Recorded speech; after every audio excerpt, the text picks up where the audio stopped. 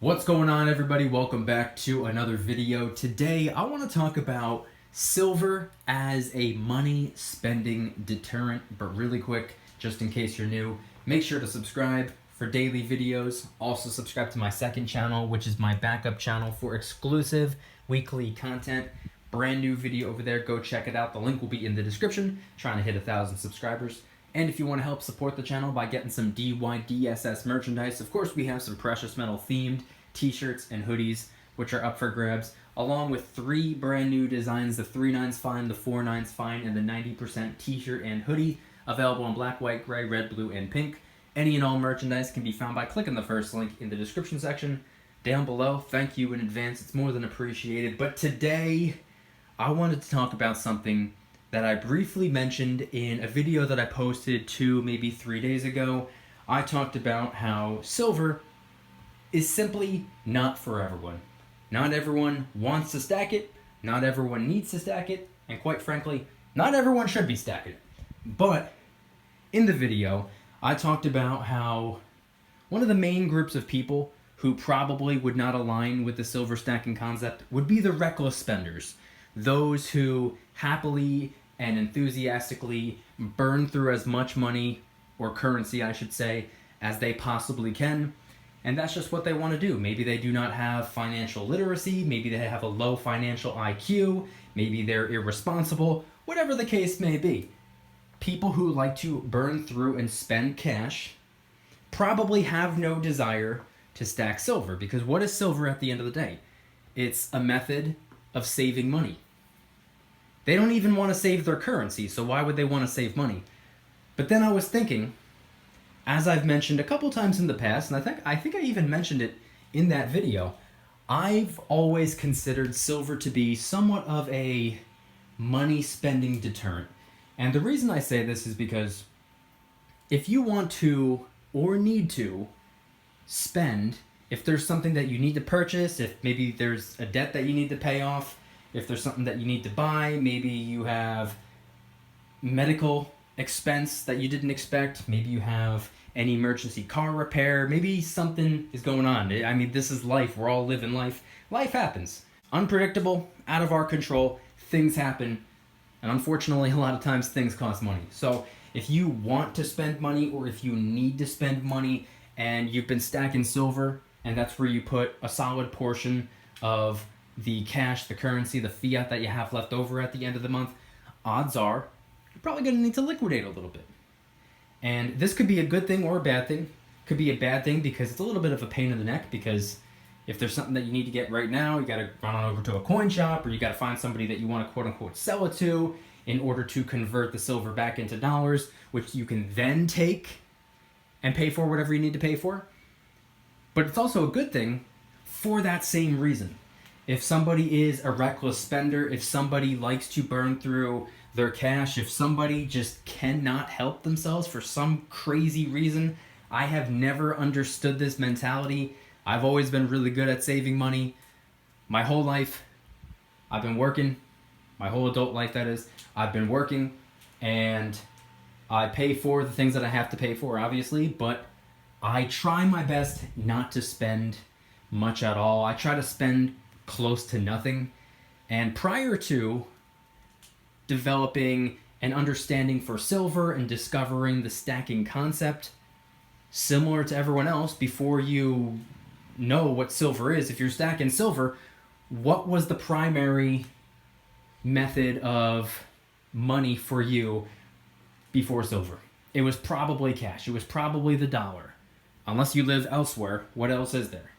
Assuming that you're not an investor, you're not someone who's deep or heavily into real estate or the stock market. What does the normal person do when it comes to saving or spending? It's the dollar.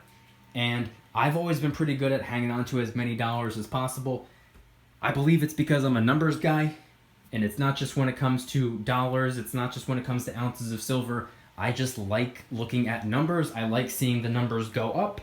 I like figuring out what works the best, what works the worst, what doesn't work at all. I like watching the numbers. I like seeing growth. I like seeing expansion. I just like to see progress. I just like numbers. I'm a numbers guy. So prior to silver, I would enjoy seeing the numbers in the bank account go up and up and up, going from $100 to $500 to $800 to $1,300. Before you know what silver even is, that's a really good feeling, watching those dollars increase, whether it's in the safe or whether it's in the bank. So I've never been a spender or much of a spender, but I understand not everyone is like me. Some people, I don't know how it's possible, but full-grown adults are unable to hold on to their cash. My family included. I could put a $5 bill on the ground. They'd pick it up. They wouldn't put it in their pocket. They'd run to the store and spend it. They wouldn't even wait until they had $10 so they could buy something twice as good. Put a $20 bill on the ground, they're going to snatch it up and run off to the store. They ain't going to put it in the bank. They ain't going to keep it in their pocket, their wallet. They ain't going to put it into silver, that's for sure.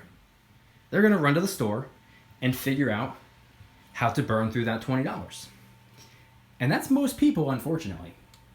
But something that I noticed about silver is that, in a way, I've never considered it to be a purchase. I don't think that I'm buying silver. I don't think I'm purchasing silver.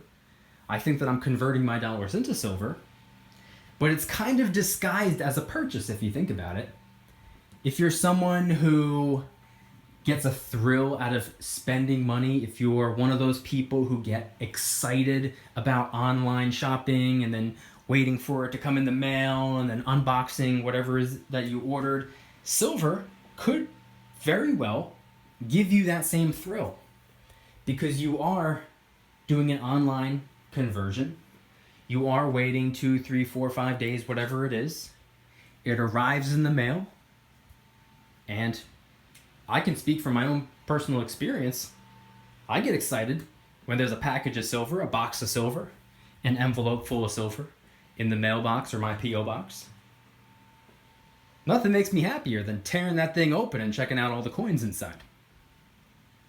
This could give you the same exact identical feeling as ordering literally anything else online. Except you didn't necessarily spend your money on it. You saved your money. And the money that you saved showed up in the mailbox. The money that you saved was given to you. All you did was have to convert your dollars into silver. So it does, in fact, act as a money spending deterrent, because it's a little bit more difficult to spend it because you need to have a middleman. You need to have someone who can convert those ounces of silver back into dollars for you. So it requires one extra step, which could discourage you from spending it in the first place, because like, why am I going to go through that hassle just to spend it?